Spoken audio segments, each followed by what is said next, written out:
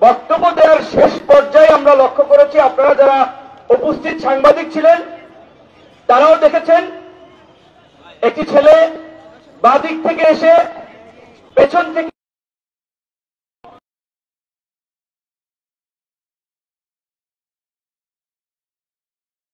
সভাপতি নাকি ফারুক হাসানকে বলেছিল যে ছাত্রদলের ছেলেরা আপনার বক্তব্য খেপেছে।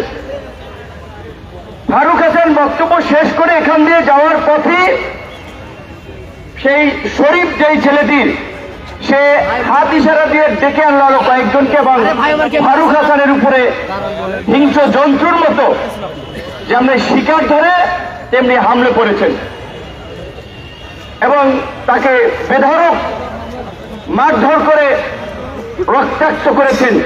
সিনেমা স্টাইলে দৌড়ে দৌড়ে তাকে মেরেছেন।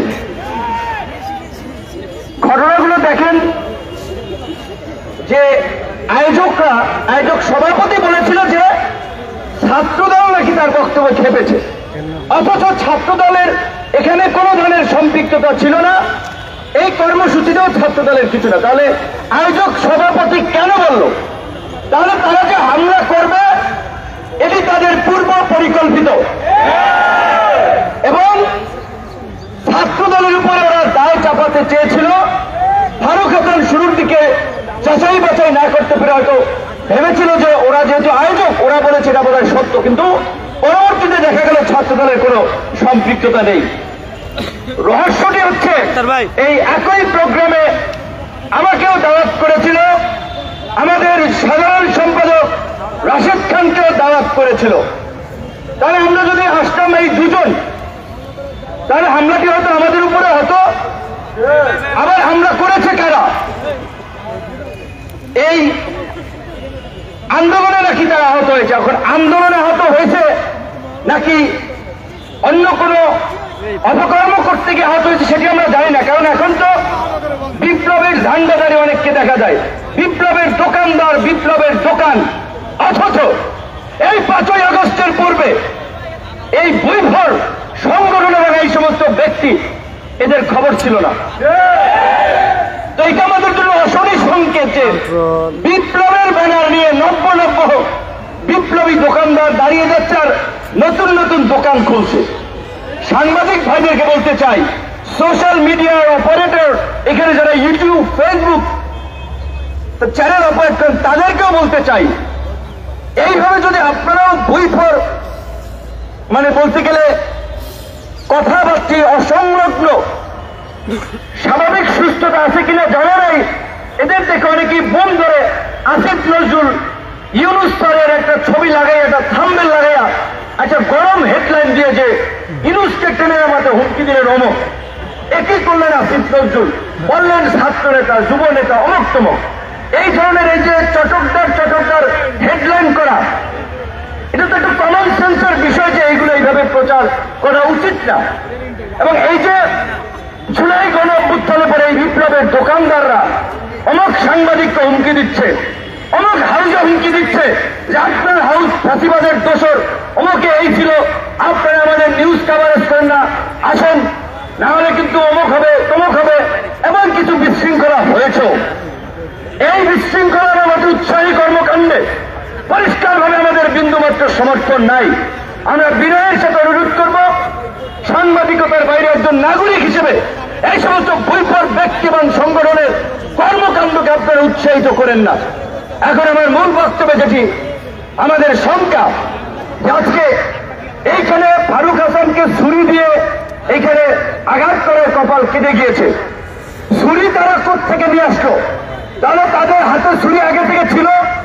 এইখানে আমি কিংবা রাশেদ খান যদি থাকতাম, আমাদেরও তো পেটের মধ্যে একটা ছুরি চালিয়ে দিতে পারত।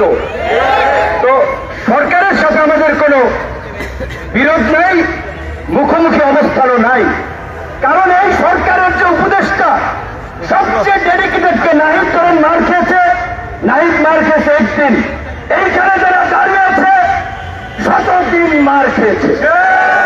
28 বছর পরে ডাকসুর ভিপি হয়েও ক্যাম্পাসে যে কয়েকবার মার খেয়েছে, অনেক উপদেষ্টা আওয়ামী লীগের বিরুদ্ধে ওই কয়েকদিন বক্তব্য দেন নাই।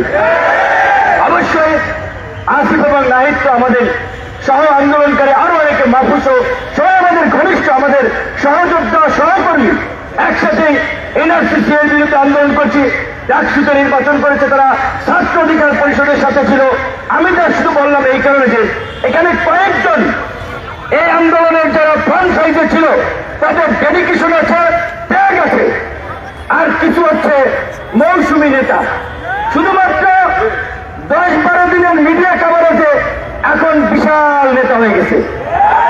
তাদেরকে ঢুকাইছিল ছাত্রলীগ আন্দোলনের গতিবিধি পর্যবেক্ষণ করার জন্য, আন্দোলনের স্পাইগিরি করার জন্য। 18 জুলাই যখন কথা বলি যে ভাই এক দফার বিকল্প নাই, এক দফা ছাড়া এই জাতির মুক্তি নাই, হাসিনা পিশাচ হয়ে গেছে, হাসিনার পতন ব্যতীত আমাদের মুক্তি নাই, প্রত্যেককে জেলে যেতে হবে। তখন বলে ভাই আমরা তো এক দফার জন্য আন্দোলন করি নাই, এটা কি উচিত হবে? এরকম এখন দু একজন ব্যাপক বিপ্লব হয়ে গেছে, অথচ পুরো ছাত্রলীগের এজেন্ট হিসেবে এখন যাই হোক সোশ্যাল মিডিয়ার কারণে ব্যাপক পপুলারিটি হয়েছে, সেলিব্রিটি বনে গিয়েছে, কিন্তু তাদের পেছন দিকে একটু তাকাতে হবে। হঠাৎ করে চরিত্র বদল করলেই বদল হয়ে যায় না। তো গতকালকে এই আহতদের এবং বিশেষ করে হামলায় ফারুককে যারা আহত করেছে, আহতদের ব্যানার এসে, আমি জানি না এটা সার্ভিসকে বলতে হবে, এখানে জুলাই মুভমেন্ট ব্র্যাকেটের জার্নালিস্ট নামক একটা হোয়াটসঅ্যাপ গ্রুপে সার্ভিসের ফরওয়ার্ড করে একটা মেসেজে সাংবাদিকদের কাছে চক্ষু ইনস্টিটিউট হাসপাতালের এই দুর্বৃত্তদের নিউজ কভারেজের একটা মেসেজ আমি দেখতে পাচ্ছি। এটি যদি সঠিক হয় তাহলে গতকালকে থেকে সার্ভিসের সম্পৃক্ততা নিয়ে যে অভিযোগটি এসেছে সেই বিষয়ে সার্ভিসকে পরিষ্কার করতে হবে। কারণ যেহেতু আহতদের চিকিৎসার জন্য ক্ষতিপূরণ দেওয়ার জন্য জুলাই ফাউন্ডেশন গঠন করেছে, সেটার তিনি দায়িত্বে আছেন, তাহলে তার সাথে এদের একটা সম্পৃক্ততা স্বাভাবিকভাবে আছে। এখন এই হামলা আছে কিনা সেইটা আমরা জানি না। আমি পরিষ্কারভাবে আমাদের নেতা কর্মীদেরকে বলে দিতে চাই, ধৈর্যের সীমা ছাড়িয়ে গেছে, সহ্যের বাঁধ ভেঙে গেছে।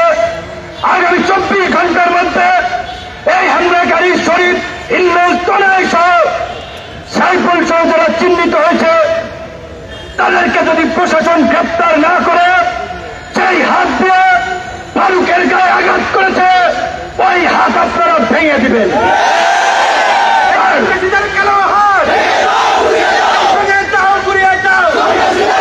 তার জন্য যদি জেলে যেতে হয় হুকুমদাতা হিসেবে 1 নম্বর আসামি আমি আবার বললাম। কিন্তু এখন যদি আমাদের রক্তে ভেজা বাংলাদেশে এই অধিকার পরিষদের নেতা কর্মীরা গত 27 বছর ধারাবাহিকভাবে যে লড়াই সংগ্রাম করেছে, রক্ত দিয়েছে, এই রক্তই আজকে বিপ্লবের প্রেক্ষাপট তৈরি করেছে।